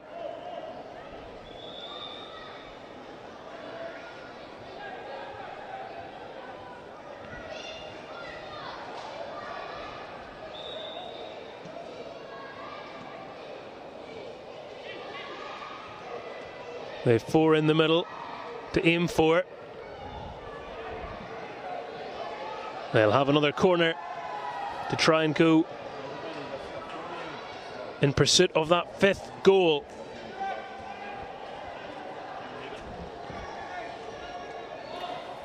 It is the 4th time they have scored 4 goals in a game in this competition this year.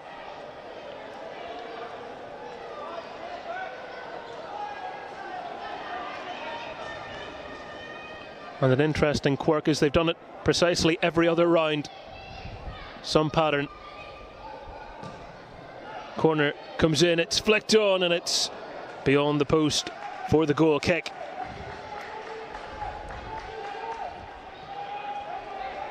They haven't got 5 in the competition this year, in case you're wondering. They weren't very far off doing it there.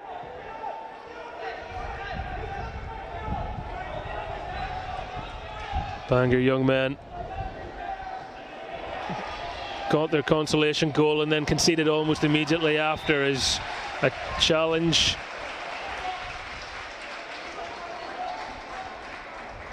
That wasn't great in terms of timing from Lemon. Gets him a telling off The fourth official has indicated a minimum of 2 minutes at a time. That's 2 minutes at a time. No booking there. The trailing leg was the one that will have got the referee's attention, as we hear that there have been 2 minutes added on at the end of this match. Thank you.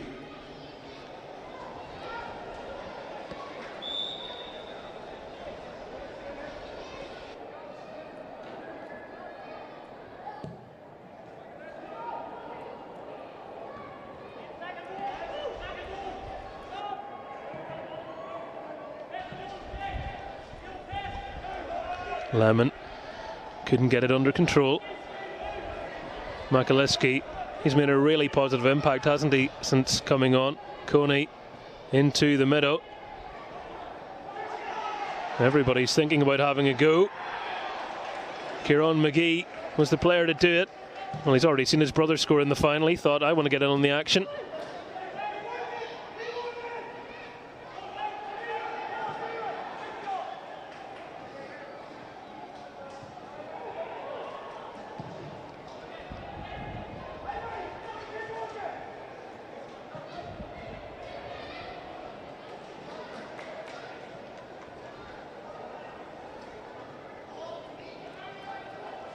Time eking away. Bangor young men know that their fate is sealed. I think we're going to have a pouring on of bodies as soon as this final whistle goes. They are lining up ready to run on the Coalisland athletic bench, all on their feet, bouncing.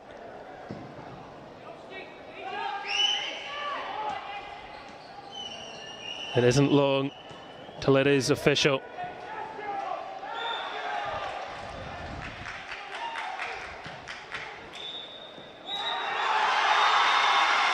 And it now is official.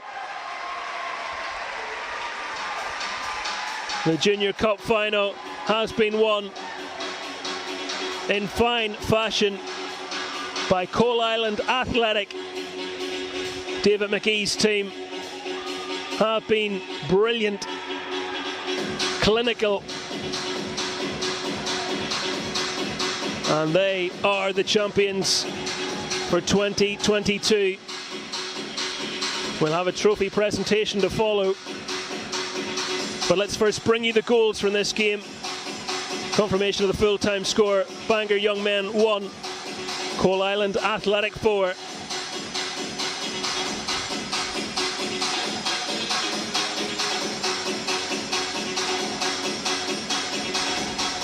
They didn't take long to score in the first half. PJ Lavery, who got to himself a big part of that goal, and it's his run and cut back, and Daryl McGee thundering it in.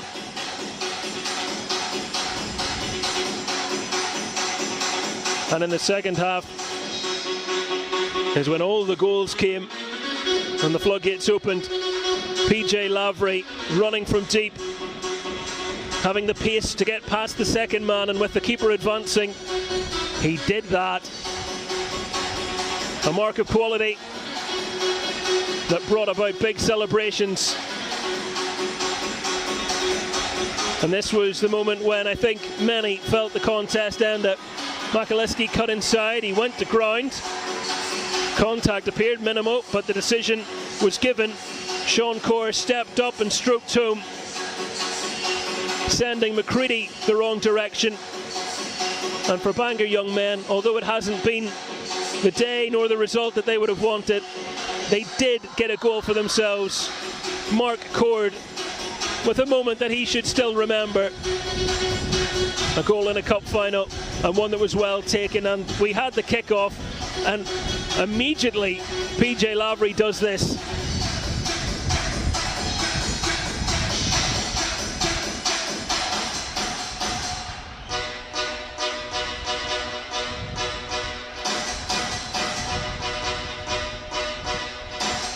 Bangor Young Men 1, Coalisland Athletic 4 at the National Football Stadium at Windsor Park. They've got the red carpet out.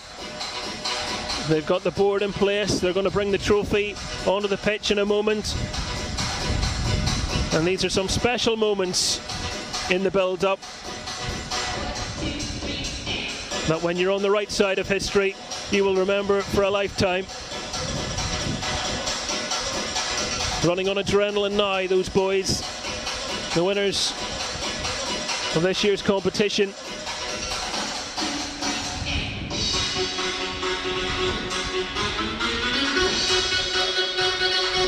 And just off your picture, they are bringing the staging out, putting all the pieces of the puzzle in place. And I can tell you that the Bangor young men team and their coaches are standing just to the right, hugging one another as well. It goes without saying that nobody wants to lose a final, but reaching a final is in itself an achievement. And the medal afterwards might not mean just as much. The day will be tinged with disappointment, but the pride in getting this far and playing in this stadium in front of friends and family, it's something you can still look back on. And there's the contrast in the picture, really. People trying to keep their heads up and others standing together for pictures with their teammates as they get ready to get into position to kick off the party.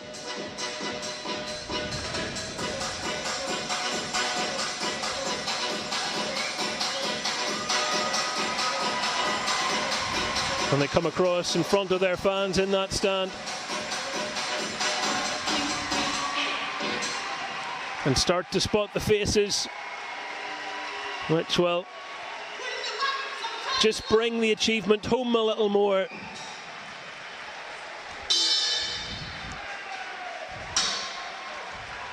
Their manager David McGee told me that at least 3 buses were coming from the town. He'd really felt the excitement in recent weeks, going about talking to local people, many of whom are here waiting to bear witness to a trophy lift.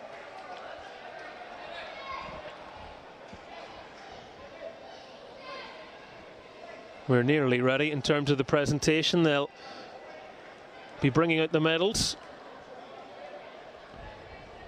and the Junior Cup itself.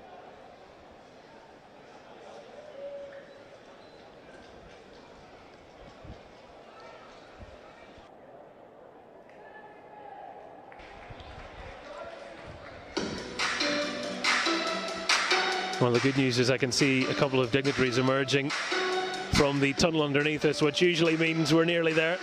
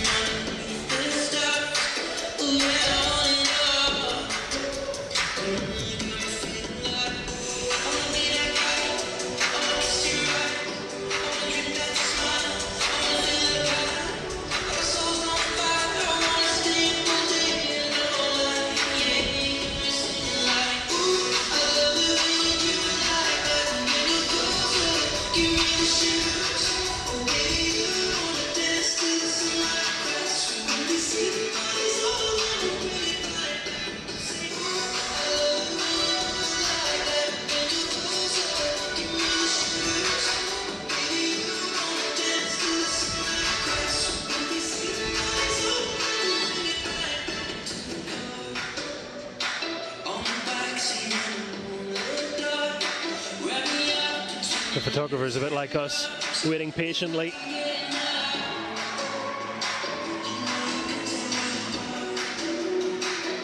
And here come the medals and the cup itself as proceedings move a little closer to getting underway.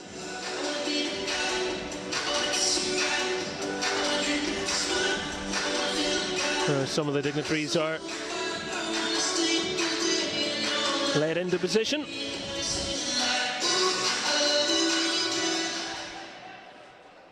Andy Johnston of the IFA leading traffic.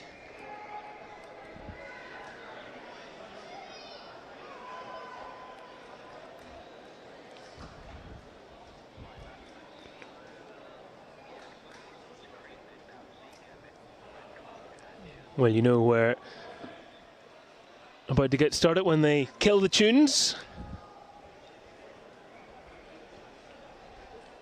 Bangor young men's players coming back out. A couple of them had just gone to sit down, I think, to be fair to them. That award's been presented. The man of the match. The IT manager from Fonacab goes to Coalisland Athletic number 8, Darryl McGee. Award has gone to Darryl McGee of Coalisland Athletic. PJ Lavery will be saying he's done well to beat me after my 2 goals and an assist. But there's no doubting he had a good game. I think he was wanting that bottle. You'll get that in a moment. Sponsor posing with the man of the match.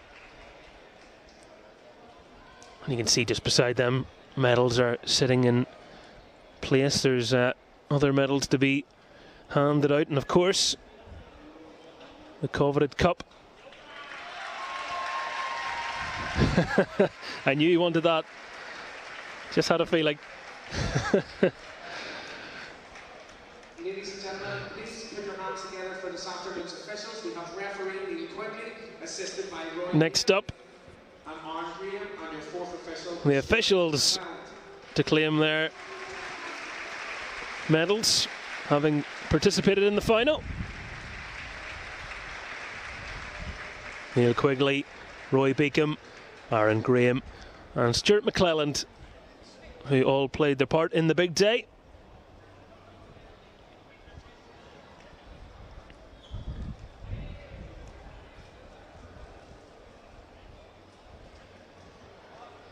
And now we come on to the runners-up. Ladies and gentlemen, please put your hands together for your runners-up this afternoon. Bangor Young Men! Danny Fraser is Bangor young men through and through, isn't he, really?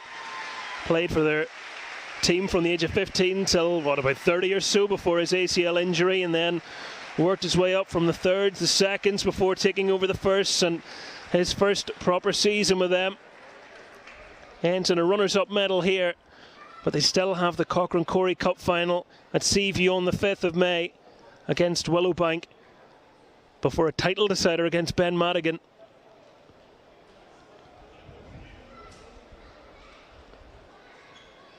Some consolation in losing a cup final is that you could still do a double in your campaign. Not many are able to say that. And that puts into context a very, very good season for a team that will end today disappointed, but might end the week elated.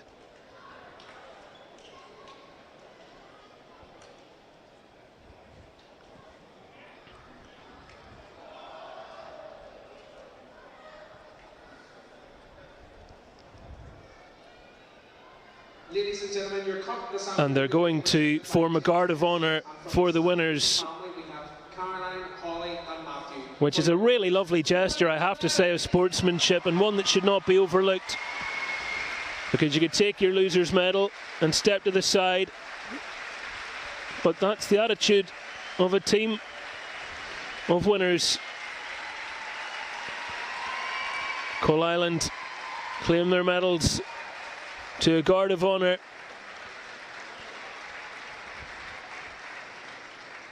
And we'll get into position. And heaven help us, I think champagne will be flowing everywhere in just a moment. I've seen a few bottles distributed amongst players.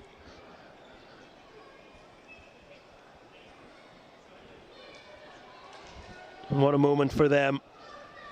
For David McGee, the first season in charge. He wanted this cup. He was very honest about it.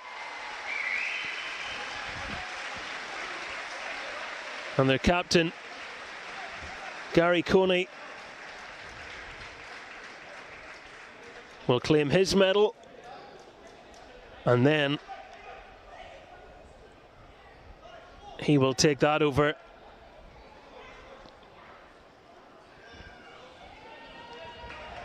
To get the celebrations underway.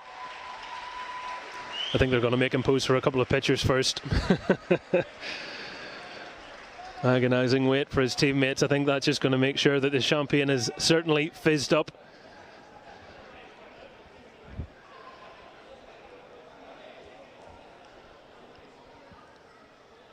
Anticipation bubbling over. The bubbly ready to be uncorked.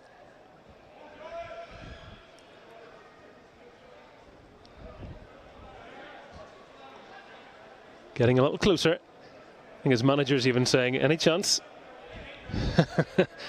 These are the things you wait a career to win. You want to be in finals, you want to win silverware, and they have done. Coalisland Athletic win the Craig Stanfield Junior Cup final after a magnificent performance on this Bank Holiday Monday. Scintillating football, terrific goals. And a few years ago, the quarterfinals were as good as it got in the Junior Cup. In 2022, they have gone all the way. Managing a tricky fixture list, juggling the team to avoid injuries to make sure they had as many of their stars as possible. And today, their stars shone brightly.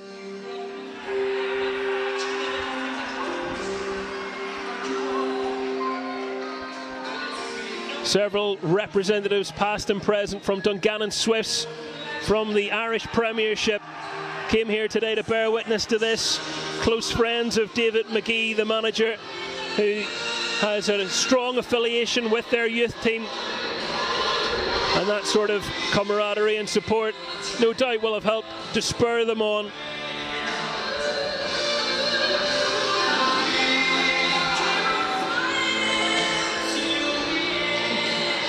When I was talking to David McGee a couple of days ago, he said Ross Black played for Rough Island Rangers. Rough Island, of course, won the Intermediate Cup final, and he threw down a bit of a gauntlet, really. Can you go and win your own bit of silverware? Well, Ross, there's your answer.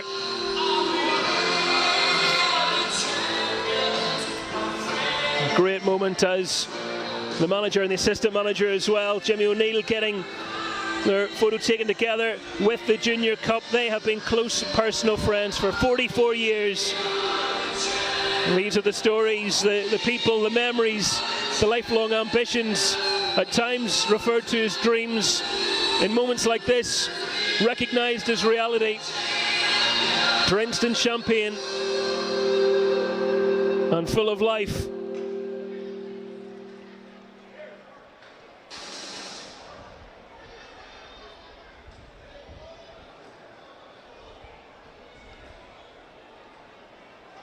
Well, what it must be like to stand there, proudly wearing your medals alongside your teammates. And no doubt flooding Instagram with these pictures later on.